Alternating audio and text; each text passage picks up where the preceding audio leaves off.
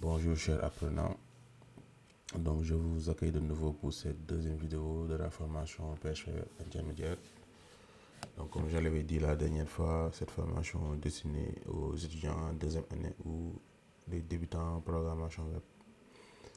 Et j'avais bien dit qu'il faut avoir des prérequis en HTML, CSS et PHP base. Donc dans cette lancée aujourd'hui, on va continuer sur l'intégration de Bootstrap dans notre projet, de même chose que l'utilisation du datatable jQuery. Donc je vais faire juste un résumé sur le programme de cette formation. Donc on va commencer par gérer tout ce qui est opération de CRUD. Donc on va prendre une table dans une base de données. On va gérer la création, la modification, la subscription et l'affichage des données. De même chose que la relation entre deux tables. Maintenant, une fois que ça c'est acquis, on pourra passer sur un projet réel où on va gérer l'authentification, le rôle des utilisateurs pour pouvoir clôturer cette formation. Donc sans plus tarder, on va commencer par l'intégration de Bootstrap. Donc je rappelle, il faut toujours lancer votre serveur Laragon, ici présent. Et là, je vais ouvrir notre projet qu'on avait créé la dernière fois, formation PHP. Donc je l'ouvre avec VS Code.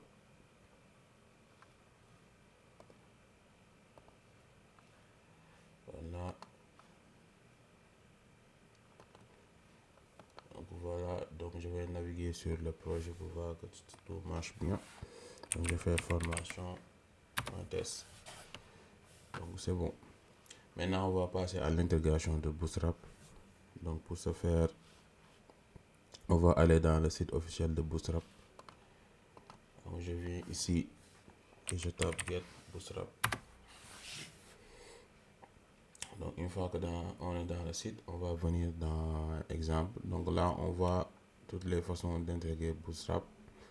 Donc via un paquet. Donc par exemple, si vous êtes dans une application Angular, donc voilà comment on peut intégrer Bootstrap. Ou bien utiliser le CDN. Voilà, donc nous on va venir ici dans exemple. Et là on va prendre un exemple. Donc je vais prendre celui-là. Et je vais venir faire clic droit, afficher le code source. Et je vais copier l'ensemble du code source. Une fois que c'est bon, je viens dans mon index et je vais tout remplacer. Je vais faire ça. Voilà.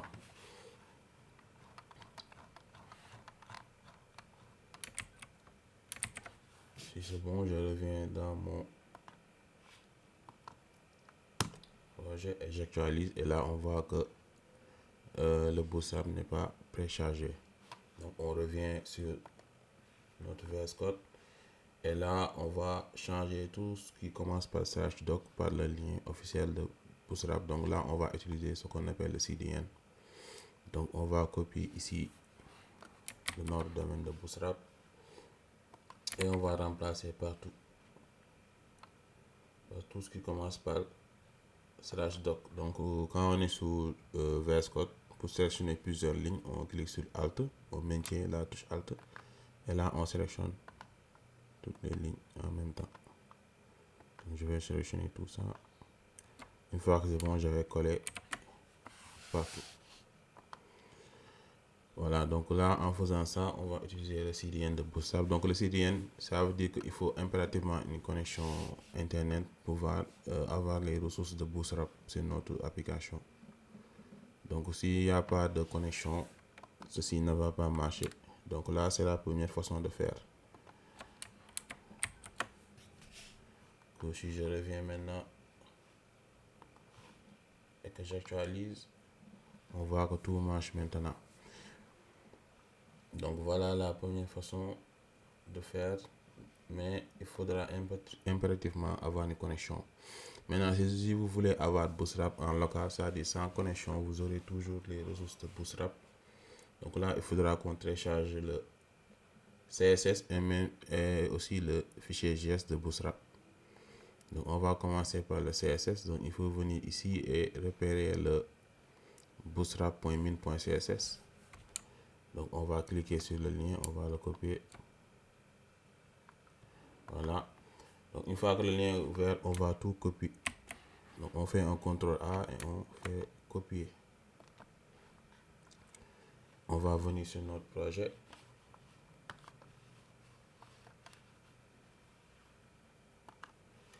Et là, je vais créer un nouveau dossier que je vais appeler CSS. Et à l'intérieur, je vais créer un fichier que je vais nommer bootstrap.min.css. Et je vais coller ce que je viens de copier. J'enregistre. Et là, on a tous les fichiers de stylisation de Bootstrap. Maintenant que c'est bon, je peux venir ici et je vais commenter ceci.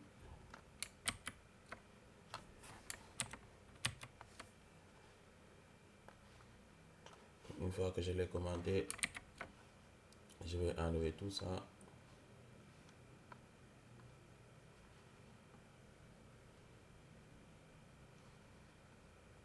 Là, jusqu'à Integrity.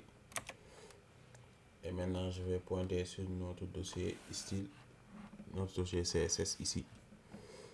Donc, je vais faire CSS.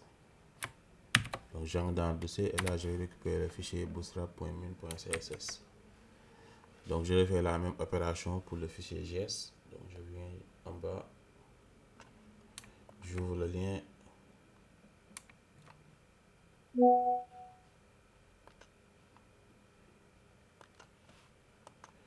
Je copie tout.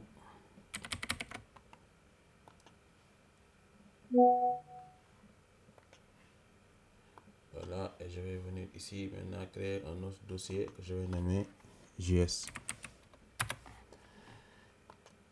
Et là, je vais ajouter le fichier bootstrap.min.bundle.min.js. Maintenant, le nom n'est pas obligatoire, vous pouvez le nommer comme vous le voulez. L'essentiel, c'est juste d'inclure le fichier. Voilà. Et je colle le JS qu'on a copié. Et je refais la même chose ici.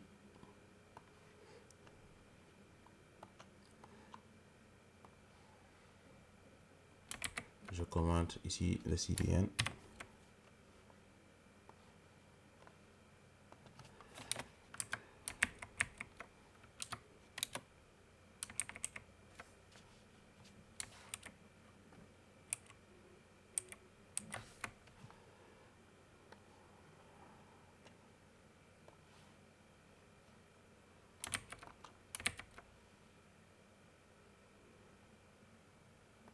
J'enlève ça, le cross origin et l'intégrité.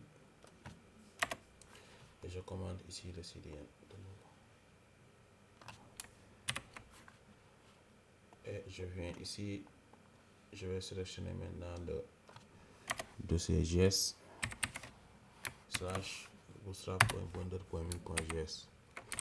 Donc là, on a maintenant Bootstrap en local. Donc si je viens toujours dans mon site et que j'actualise, donc il n'y a pas de changement.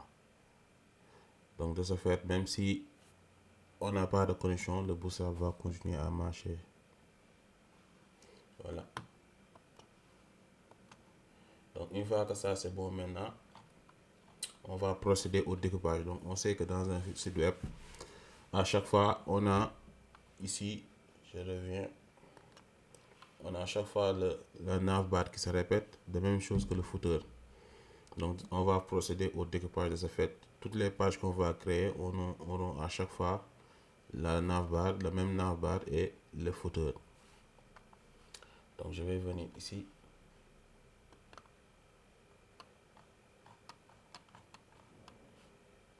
Voilà, je ferme ça. là, je vais créer un fichier que je vais appeler header. Donc dans le header, on aura le tout navbar et notre lien Bootstrap. Donc, je vais l'appeler header.php et je crée un autre fichier que je vais appeler footer.php.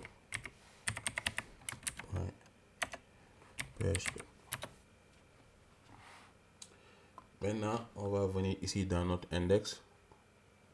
On va fermer notre head, notre meta et notre header. Et on va copier à partir du header jusqu'au doctype HTML. On fait un CTRL X, on va couper. Et on va venir dans notre header, coller tout. On revient encore dans notre index à partir du footer. On sélectionne jusqu'à HTML. La balise fermante, on fait CTRL X en coupant. Et on va coller au niveau de notre page footer. Donc une fois que cela c'est bon, on va maintenant inclure ces fichiers à chaque fois qu'on crée une nouvelle page. De ce fait, on aura le même contenu pour chaque page. Pour accomplir cela, on va utiliser le PHP. Donc on va ouvrir une balise PHP.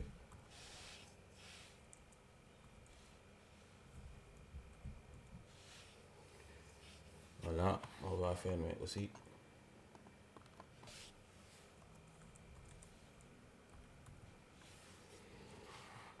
Voilà, et là, on va utiliser le include once et on va dire qu'on va inclure le fichier header.php. On met ici un point vu. Donc là, avec include, on va pouvoir inclure le contenu de la page header qu'on a créé ici dans notre page index. Donc je fais la même chose pour le footer. Parce que là, si je ne fais rien, je vais couper pour vous montrer le résultat. Si je viens dans notre site, que j'actualise, donc là, on n'a plus les styles de Bootstrap, de même chose que le navbar et le footer. Maintenant, si j'inclus le header, je reviens et que j'actualise, donc là, on voit le header, mais pas notre footer. Donc je reviens et je vais inclure maintenant le footer.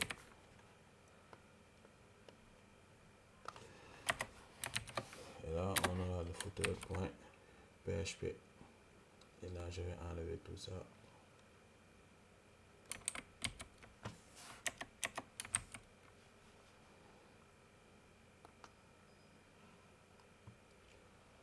Ok, avant de continuer, donc là, il nous dit que, parce que là, ici, on voit que notre main est collé à notre navbar. Par exemple, si je prends l'exemple du site Bootstrap, ici, on voit qu'on a un espace. Donc, il nous dit de créer, d'ajouter ce style-là, un padding top, au niveau de la classe main avec le div container. Donc, on va venir ici, dans notre projet, dans CSS, on va créer un fichier style.css.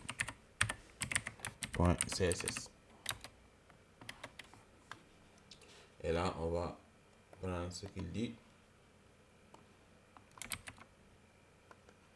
Donc, main.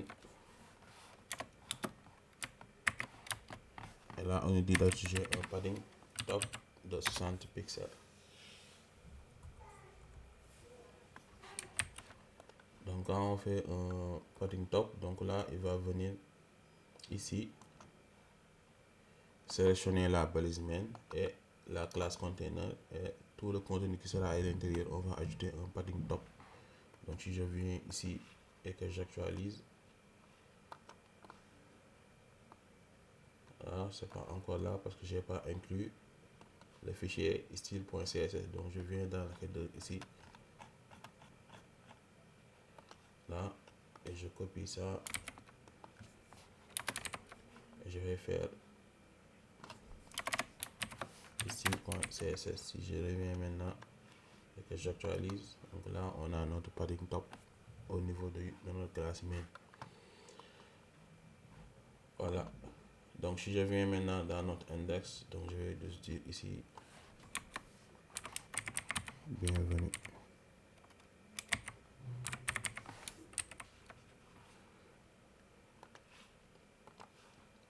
Voilà. Donc là, on a inclus notre navbar et notre footer. De ce fait, maintenant, si je crée une nouvelle page, donc je vais venir ici créer une nouvelle page que je vais appeler par exemple docteur.php.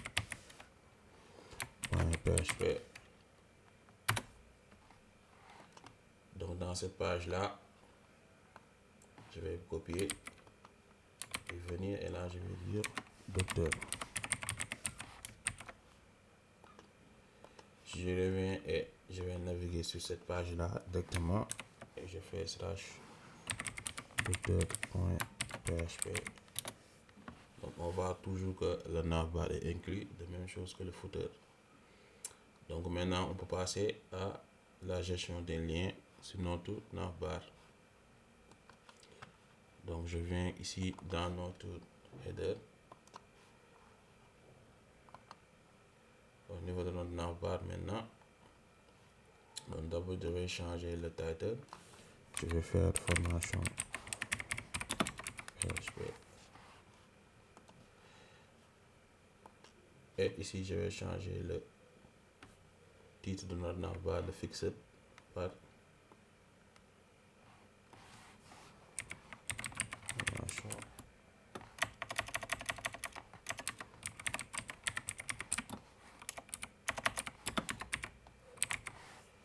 Voilà. Donc ici on aura l'accueil.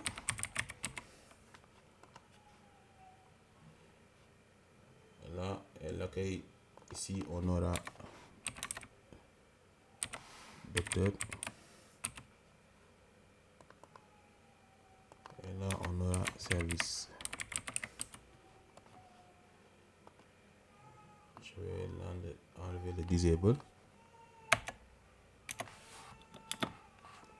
Et mettre un href.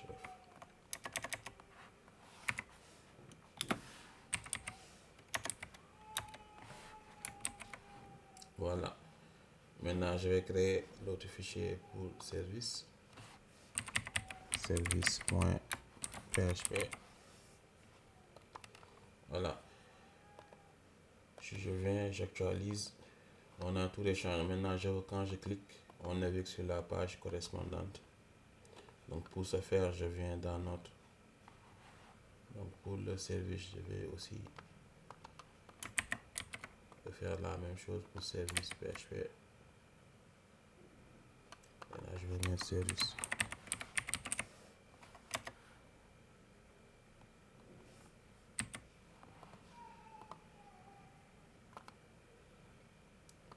Si je vais mettre un S. Voilà. Donc, pour naviguer à partir du lien, donc on va juste venir ici sur la balise href. Et comme on est au niveau de l'accueil, on va toujours retourner au niveau de l'index. Donc, je vais mettre index.php. Pour le docteur, même chose, je mets docteur.php. Et pour service, je mets service.php. La même chose que sur le titre, je vais mettre index. Quand on clique dessus, on va retourner toujours au niveau de l'index. Voilà, maintenant si j'actualise, voilà, c'est normal. Je vais retourner. Voilà, donc là on est au niveau de l'accueil. Si je clique sur docteur, on arrive vers docteur.php. Même chose que ici, on arrive vers service.php. Je clique sur le navbrand, on retourne au niveau de l'accueil. Voilà, donc voilà comment on peut gérer la navigation. Donc je vais aussi utiliser le footer. Donc je vais venir ici dans notre footer et là je vais enlever ça.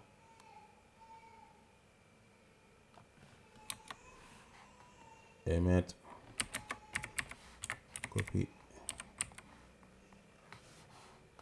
right. information PHP.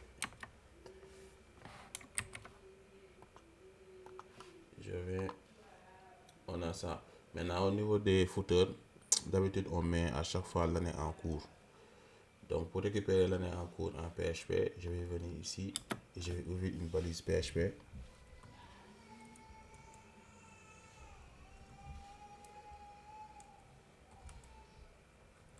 Je la ferme. Et là, pour afficher en PHP, on met toujours écho. Et je vais utiliser la fonction date qui va retourner la date en cours. Jour, comme c'est une fonction.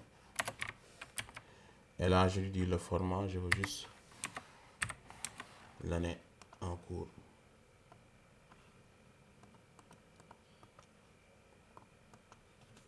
Ici, point virgule.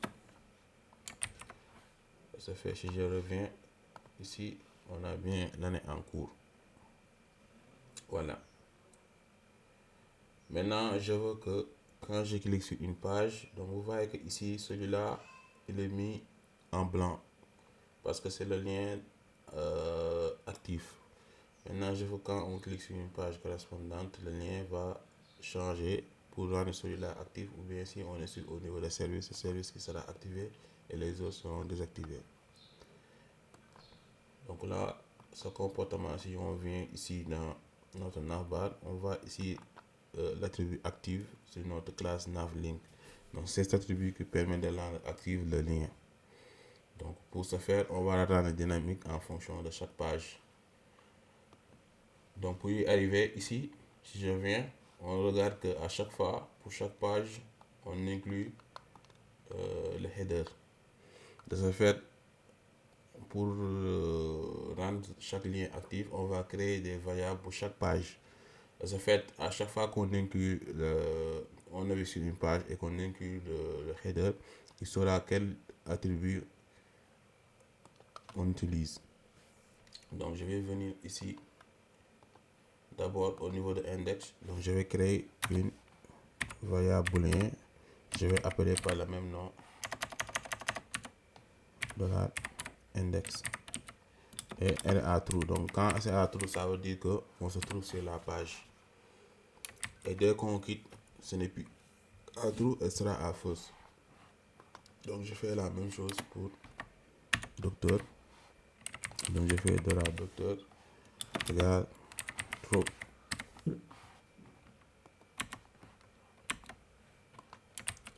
Voilà, je viens aussi sur service et je fais $service égale true.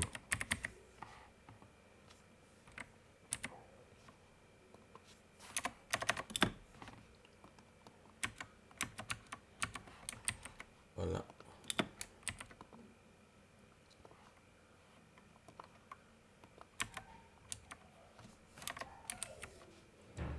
Donc j'ai créé pour chaque page sa variable correspondante.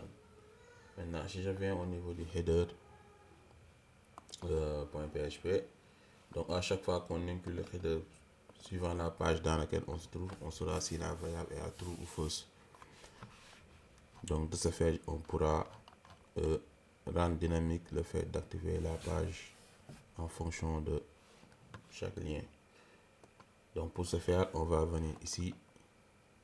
Je vais d'abord copier la balise active. Et là, je vais ouvrir une balise PHP.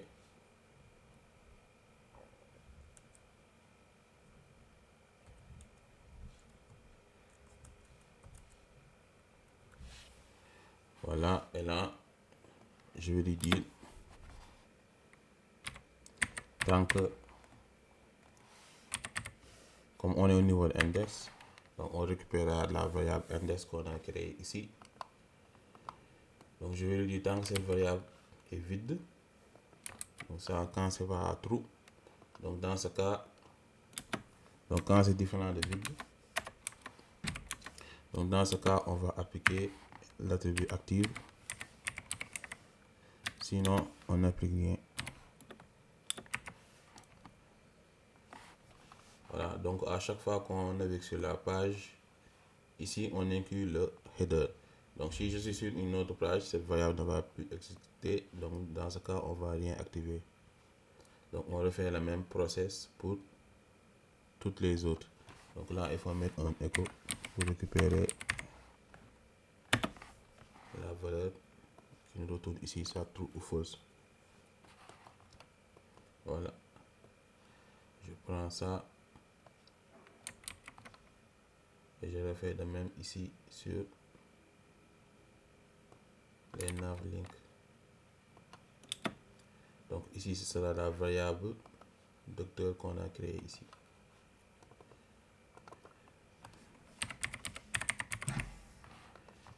Je refais de même ici pour service. Ce sera la variable service qu'on avait créé ici. Voilà, maintenant si je reviens sur notre projet, donc là automatiquement vous voyez, comme on est sur la variable service, c'est elle qui s'active. Si je suis sur accueil, c'est elle qui s'active. Sur docteur, même chose. Donc on a rendu dynamique le fait de naviguer sur chaque lien de notre page en utilisant PHP. Voilà, donc là, Echo va afficher le résultat de cette fonction. Donc cette fonction va regarder si la variable index est vide ou non. Donc si elle est vide, donc ça veut dire que c'est faux, c'est true. Si elle est vide, c'est faux du moins. Donc il ne va rien appliquer. Maintenant, s'il regarde et il voit que dans la variable, comme on avait mis true, c'est pas vide. Donc ça veut dire que c'est true. Donc on va appliquer ici active. La même chose pour les autres différentes variables qu'on avait créées. Voilà. Ok, donc voilà, on a vu comment découper, comment intégrer Bossap, comment découper notre page avec ici nos fichiers header et footer et on les inclut à chaque fois pour chaque nouvelle page qu'on crée. Donc une fois que ça c'est bon, maintenant on peut passer à l'intégration des data tables avec jQuery. Donc pour ce faire, on va venir directement, donc je vais fermer ces liens là. On va aller sur le site officiel datatable.net. Donc là, on va pouvoir intégrer ces tableaux, ces vues dynamiques. Donc c'est des tableaux dynamiques pour afficher les contenus. Donc là, on va venir ici sur Download, téléchargement. Et là, on va sélectionner. Donc ici, on va laisser la sélection par défaut pour Datatable. Là, on va sélectionner jQuery 3. Et là, on va tout sélectionner sauf gzip. Donc on sélectionne tout.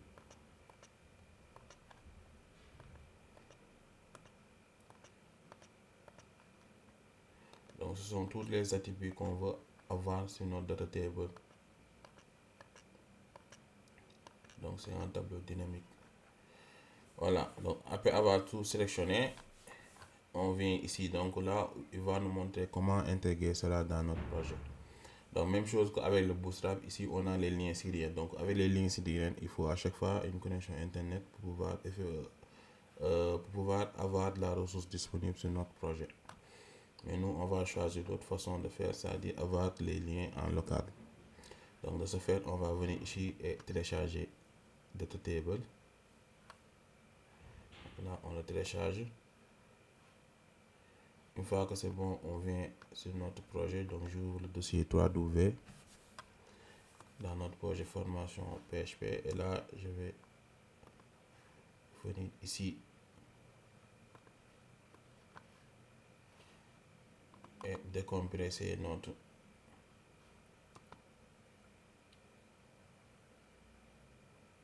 extrait vert. Donc on va décompresser notre fichier WinRAR. Voilà, donc une fois que c'est bon, je vais supprimer le zip. Voilà, donc à l'intérieur, on aura tous les fichiers qu'on avait sélectionnés au préalable pour notre tableau dynamique. Donc une fois que c'est bon, on refait la même opération que tout à l'heure. Donc je viens ici, Donc là, on a le dossier data table qui est présent ici. Donc on va venir dans notre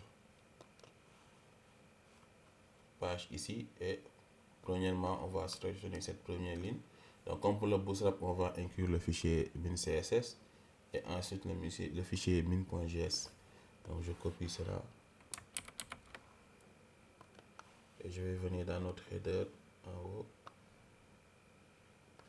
ici et le mettre. Donc là, il va entrer dans notre dossier data table ici et il va récupérer le data table min.js. J'enregistre. Je reviens encore pour prendre le fichier min.js, donc le script. Et je reviens dans mon footer.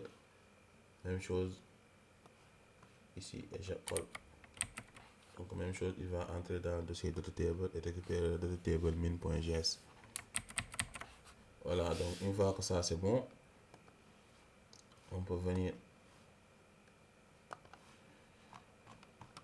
dans le site de data table, aller dans manuel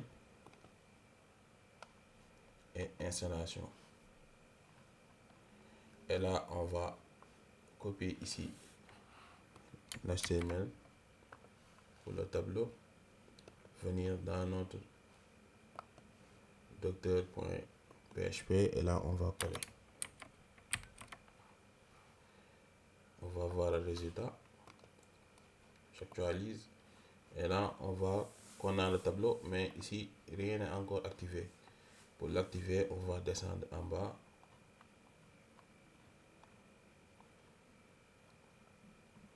Et sur initialisation, donc on va initialiser notre vue tabulaire.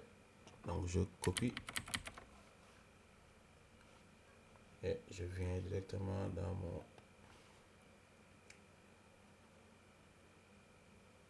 footer. Et là, je vais créer un autre balise script. Donc j'ouvre.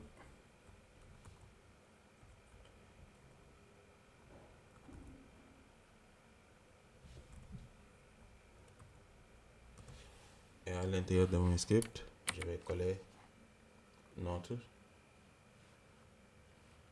script. Maintenant, je vais venir dans docteur. Et là, je vais changer l'ID de notre data table. Et là, je vais mettre my data table.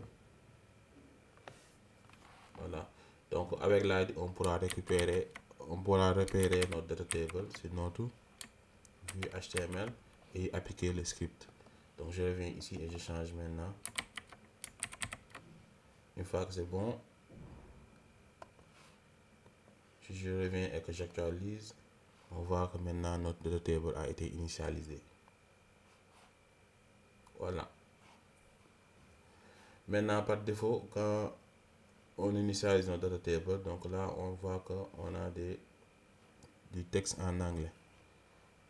Donc, pour le traduire, on va venir maintenant sur notre data table et ici, dans data table, on va ouvrir les accolades. Et là, on va commencer à traduire les différents éléments. Donc, pour traduire, on utilise le mot-clé O language.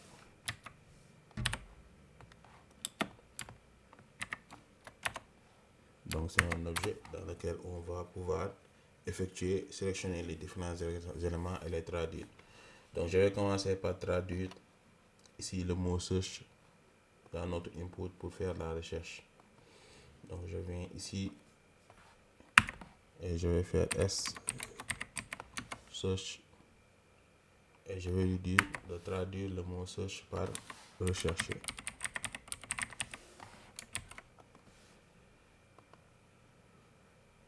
Il n'y a pas d'accolade, j'enlève ça. Ici, j'ai bien ouvert. Là, ici, il n'y a pas d'accolade. Donc, je viens ici et j'actualise. Donc, on voit qu'il a traduit maintenant par rechercher. Donc, on va faire de même ici pour le filtre. Donc, je mets virgule. Et pour le filtre, on va faire Ads Lens menu. Voilà. Maintenant, pour ici, on va revenir. Donc, pour la traduction, on va d'abord traduire le mot show par afficher. Ensuite, on va récupérer. Ça, c'est le nombre de lignes qu'on affiche par page. Donc, ici, comme on a juste 2 éléments, comme vous le voyez ici, on ne voit pas. Donc, je vais venir ici ajouter d'autres lignes.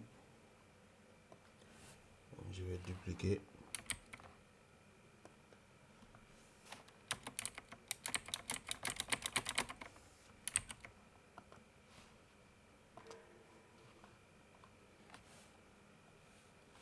On a 9, je vais ajouter encore.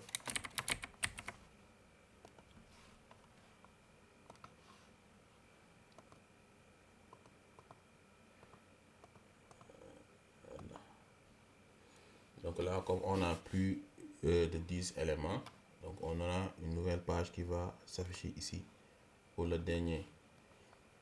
Donc si on avait par exemple 50, on pouvait dire que sur chaque page, on va afficher 25. Donc ça veut dire qu'on aura 2 pages. Voilà un peu. Maintenant, pour traduire ici, on doit traduire le mot show par afficher. Ensuite, récupérer le nombre d'éléments par ligne. Donc ce sera une variable. Et ici, on va traduire l'autre partie. Donc pour ce faire, je viens dans mon footer. Et là, le show, on va le traduire par afficher. Maintenant, on va récupérer ici le contenu du select. Là, donc c'est une variable définie dans le data table. Donc c'est là underscore menu. Voilà, et après on va dire ligne par page. Donc il va afficher, si je viens et que j'actualise, donc afficher 10 lignes par page, afficher 25 lignes par page. Voilà. Donc une fois que ça c'est bon, on peut passer maintenant à la traduction de cette portion ici présente. Donc je reviens toujours dans notre All Language, je fais virgule. Et là, pour cette partie, elle s'appelle S-Info. Et dans S-Info, on va faire la même chose, sauf que ici, si je viens, donc là, il a divisé, donc il calcule le nombre d'éléments total de notre vue tabulaire. Donc comme c'est 11 éléments, ici on dit d'afficher par exemple 10 par page. Donc il va commencer ici par le premier élément jusqu'au nombre d'éléments de la page. Comme ici c'est 10 sur le nombre total d'éléments. Comme ici on a 11 éléments en tout. Il va nous dire ici sur cette page, on est de 1 à 10. Donc si je navigue sur la deuxième page, normalement il va nous dire de 11 à 11, comme vous le voyez. Donc à chaque fois il récupère le nombre qui suit et il fait l'opération. Donc pour récupérer ces valeurs là, on va venir faire affichage de. Donc là on va afficher la première valeur de la page. Donc là on utilise la variable start. Donc ces variables là viennent avec le data table, comme pour la variable menu ici quand je fais underscore underscore à fin. Donc la dernière ligne de la page end sur le nombre total d'éléments underscore total enregistrement.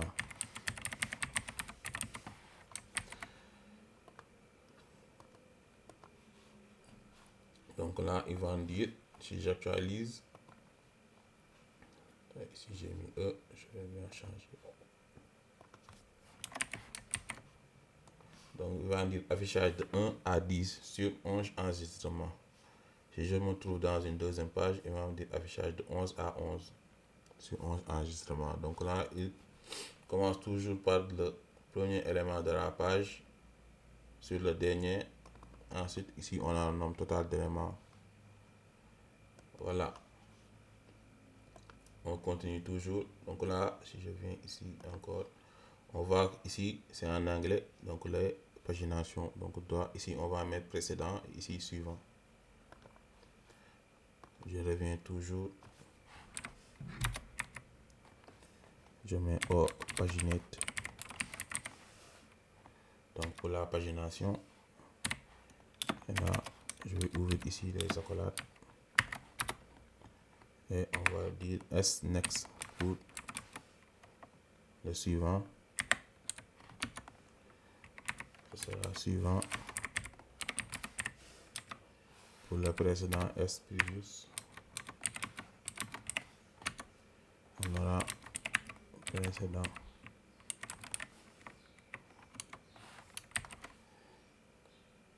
Si je reviens et j'actualise, là on voit que tout a été traduit maintenant en français. Voilà. Donc voilà à peu près ce qu'il fallait faire pour cette deuxième séance. Donc on a vu comment intégrer Bootstrap, soit en utilisant le CDN. Donc là il faudra impérativement une connexion, ou bien en local. Donc on a téléchargé, on a récupéré les différentes codes, on a créé les fichiers et on les a inclus directement pour le CSS comme pour le JS. Ensuite, on a vu comment découper nos différents éléments. Donc ici, on a notre header et le footer qu'on va inclure à chaque fois sur une nouvelle page en utilisant le include once de PHP. Voilà. Une fois que ça c'est bon aussi, on a vu comment intégrer le data table de jQuery et comment l'initialiser et la traduction. Donc là, on voit déjà présent qu'avec PHP, on a pu rendre notre site dynamique, comme ici quand on rend dynamique le fait de se trouver sur une page via le menu navbar. Donc voilà à peu près ce qui était au programme pour cette deuxième vidéo.